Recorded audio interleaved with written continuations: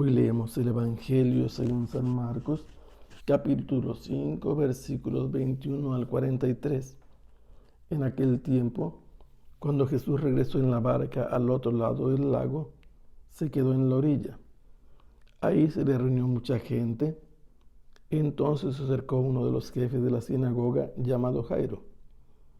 Al ver a Jesús, se echó a sus pies y le suplicaba con insistencia: mi hija está agonizando. Ven a imponerle las manos para que se cure y viva. Jesús se fue con él y mucha gente lo seguía y lo apretujaba. Entre la gente había una mujer que padecía flujo de sangre desde hacía 12 años. Había sufrido mucho a manos de los médicos y había gastado en eso toda su fortuna, pero en vez de mejorar había empeorado. Oyó hablar de Jesús, vino y se le acercó por detrás entre la gente y le tocó el manto, pensando que con solo tocarle el vestido se curaría. Inmediatamente se le secó la fuente de su hemorragia y sintió en su cuerpo que estaba curada. Jesús notó al instante que una fuerza curativa había salido de él. Se volvió hacia la gente y les preguntó: ¿quién ha tocado mi manto? Sus discípulos le contestaron: ¿estás viendo cómo te empuja la gente y todavía preguntas quién me ha tocado? Pero él seguía mirando alrededor para descubrir quién había sido. Entonces se acercó la mujer, asustada y temblorosa, al comprender lo que había pasado. Se postró a sus pies y le confesó la verdad. Jesús la tranquilizó diciendo: hija, tu fe te ha curado. Vete en paz y queda sana de tu enfermedad. Todavía estaba hablando Jesús cuando unos criados llegaron de casa del jefe de la sinagoga para decirle a éste: ya se murió tu hija, ¿para qué sigues molestando al maestro? Jesús alcanzó a oír lo que hablaban y le dijo al jefe de la sinagoga: no temas, basta que tengas fe. No permitió que lo acompañaran más que Pedro, Santiago y Juan, el hermano de Santiago. Al llegar a la casa del jefe de la sinagoga, vio Jesús el alboroto de la gente y oyó los llantos y los alaridos que daban. Entró y les dijo: ¿qué significa tanto llanto y alboroto? La niña no está muerta, está dormida. Y se reían de él. Entonces Jesús echó fuera a la gente y con los padres de la niña y sus acompañantes entró a donde estaba la niña. La tomó de la mano y le dijo: Talita cum, que significa: oye niña, levántate. La niña, que tenía 12 años, se levantó inmediatamente y se puso a caminar. Todos se quedaron asombrados.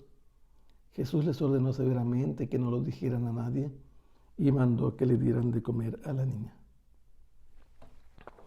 De la región de los Gerasenos, en la parte oriental del lago de Galilea, más precisamente al sureste, Jesús había liberado a un hombre poseído por muchos espíritus inmundos y había ahora emprendido el viaje y finalmente llegó a la región oriental, en la parte del norte del lago de Galilea.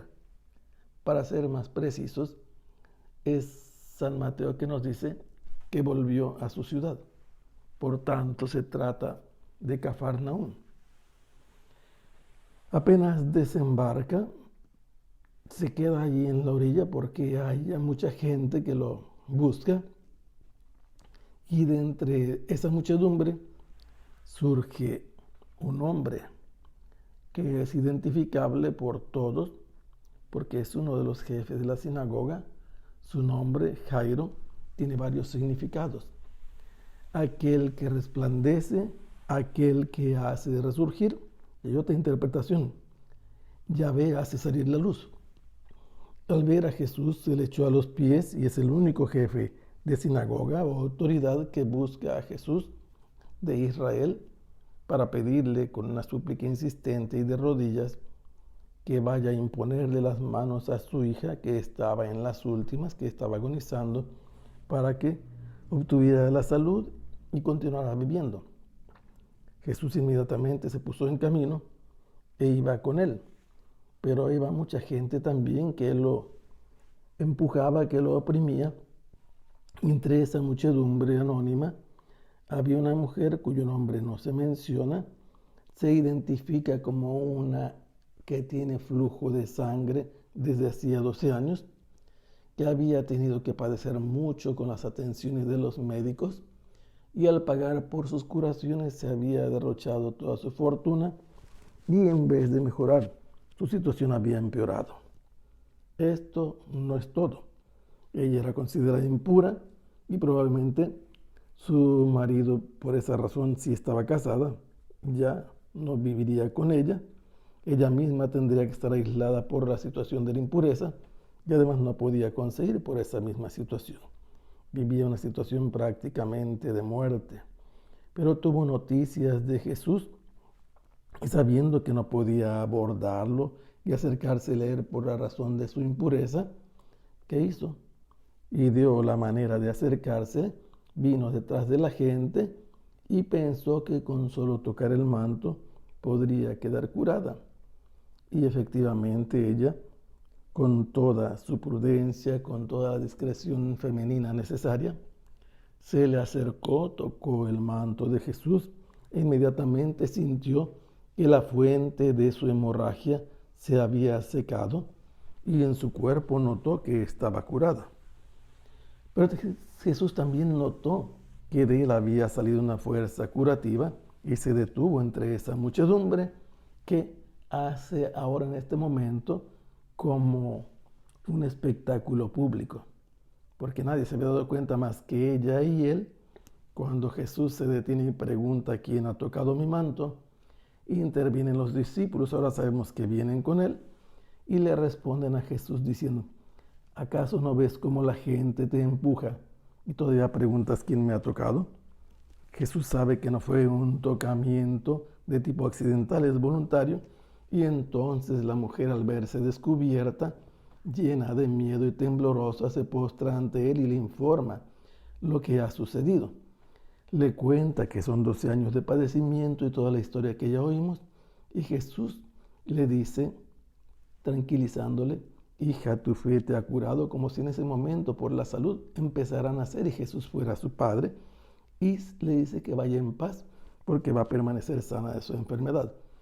Pero en ese momento llegan de la casa de Jairo nuevos personajes, los criados, que le informan a este que su hija ha muerto, que ya no moleste al maestro, y antes de que reaccione Jesús le dice que tenga calma, que tenga fe, que no tenga miedo, y ahora se deshace de toda la multitud. Ni los demás discípulos lo acompañan, solamente Pedro, Santiago y Juan. Cuando llegan a la casa del jefe de la sinagoga, encuentran nuevos personajes, gente que está llorando la muerte de la niña, y él les pregunta qué significa tanto llanto y alboroto. La niña no está muerta, está dormida, y el llanto se transforma en una risa burlona por lo que dijo Jesús.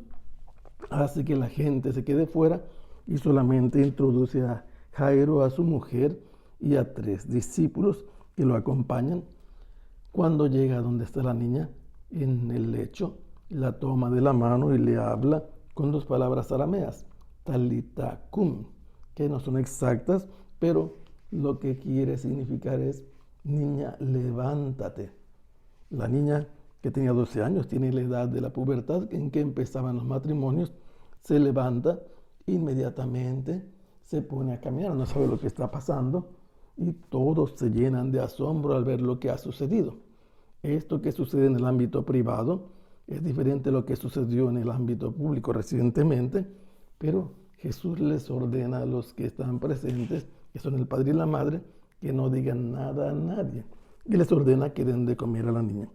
Así Jesús muestra cuánto es importante la fe de la hemorroísa y la fe de Jairo para que Dios haga surgir la luz y le dé la salvación en cualquiera de las dificultades que se puedan esperar, la impureza o la muerte misma.